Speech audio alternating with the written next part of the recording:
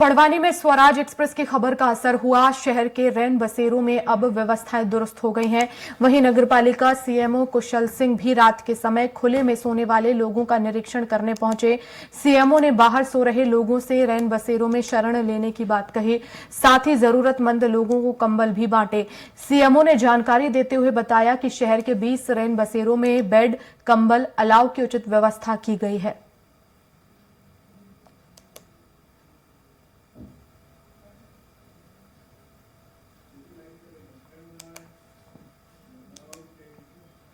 और चलिए सीधे गोरखपुर आपको लिए चलते हैं, जहां सीएम योगी आदित्यनाथ महाराणा प्रताप परिषद कार्यक्रम में संबोधित कर रहे हैं।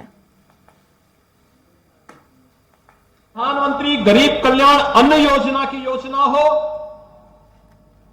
या फिर ये लंबी श्रृंखला मातृ वंदना योजना का है और भी अन्य तमाम कार्यक्रम चले, और वो चलते चलते आज वहां तक पहुंचे हैं कि मोदी जी ने नारी बंधन अधिनियम, जिसमें देश की संसद और देश की विधानसभा में भी अब महिलाओं को 33% आरक्षण प्राप्त होगा, वे सांसद और विधायक भी चुनकर के जाएंगी आने वाले समय में, यह कार्य भी अधिनियम पारित करके मोदी जी ने सुनिश्चित कर दिया।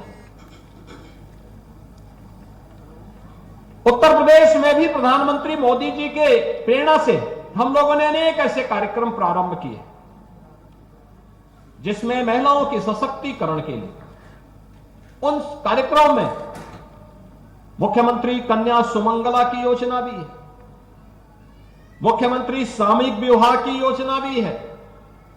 मुख्यमंत्री कन्या सुमंगला की योजना में बेटी के जन्म लेने से लेकर के स्नातक तक की पढ़ाई के लिए सरकार उन्हें अनुदान देती है। पहले 15,000 की राशि थी, अब हम इस नए वित्तीय वर्ष में उसे 25,000 करने जा रहे हैं। बेटी की शादी के लिए 51,000 रुपए की राशि सरकार उस परिवार को उपलब्ध करवाती है। और ये सभी कार्यक्रम इस रूप में जुड़े हुए हैं जिससे महिला सशक्तिकरण के लिए कार्यक्रम हो सके। आज प्रदेश में निवासित महिला पेंशन, वृद्धावस्था पेंशन, दिव्यांगजन पेंशन की राशि को 1,000 रुपए करते हुए हम लोगों ने प्रदेश के अंदर वर्तमान में 1 करोड़ परिवार को यह पेंशन की राशि हम उपलब्ध करवा रहे हैं। आप अनुमान करिए, 1 करोड़ लोगों के पास पहले इनको बहुत कम लोगों को 300 रुपए महीने की, हमने उसको बढ़ा के 1,000 रुपया किया और पूरी व्यवस्था आज उनको हर तीसरे महीने उनके अकाउंट में पैसा जाता है। ऐसे ही राशन, जरूरतमंदों को राशन कार्ड की व्यवस्था, स्वामित्व योजना के अंतर्गत जहां पे उनका मकान है ग्रामीण क्षेत्र में, वहां का मालिकाना अधिकार उन्हें उपलब्ध करवाने का कार्य भी किया गया। महिला स्वयंसेवी समूह के माध्यम से भी अनेक कदम उठाए गए, जहां पे महिला स्वयंसेवी समूह अनेक कार्यक्रम कर रहे हैं। आज का ये कार्यक्रम महत्वपूर्ण इसलिए भी है, एक, ये सिलाई की मशीन एक परिवार को आर्थिक स्वावलंबन प्रदान करेगी, और दूसरा, गोरखपुर को रेडीमेड गारमेंट के एक हब के रूप में भी आप विकसित करने में योगदान दे सकते हैं।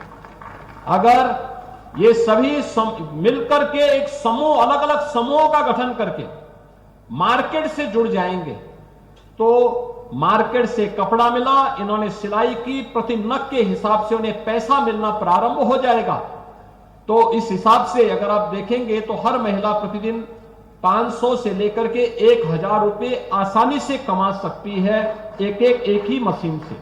लेकिन इसके लिए हमें और प्रयास करना होगा, समूह बनाना पड़ेगा, रेडीमेड गारमेंट के साथ मार्केट से जुड़ना पड़ेगा, और इस व्यवस्था के माध्यम से आप बड़ी संख्या में आधी आबादी के सशक्तिकरण और उनके स्वावलंबन का मार्ग प्रशस्त कर सकते हैं। एक अभिनव प्रयास है। मैं जेके समूह को इस कार्य के लिए हृदय से धन्यवाद देता हूं, उनका अभिनंदन करता हूं। दूसरा, यहां पर 2 मोबाइल मेडिकल वैन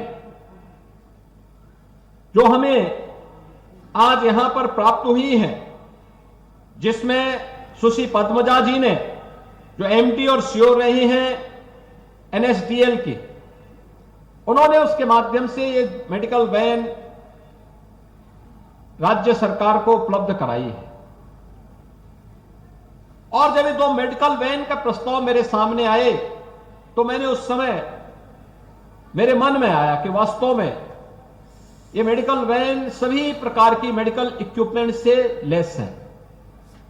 पूरी सभी प्रकार के मेडिकल की सुविधाएं इस मेडिकल वैन के माध्यम से मिल सकती हैं। उसमें केवल डॉक्टर बैठे, पैरामेडिक्स बैठे, और अगर गांव में जाएं तो गांव के लोगों को गांव के अंदर ही हॉस्पिटल की सभी प्रकार की सुविधाएं उपलब्ध करवा सकते हैं।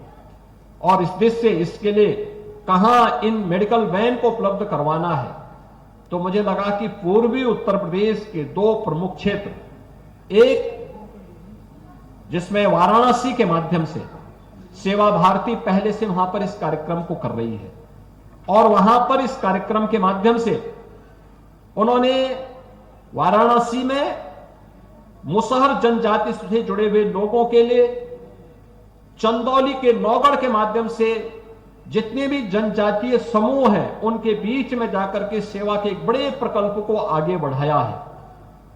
और वहां के सेवा भारती के अध्यक्ष श्री राहुल सिंह जी आज स्वयं भी यहां पर आए हैं। वहां के जिला प्रशासन के माध्यम से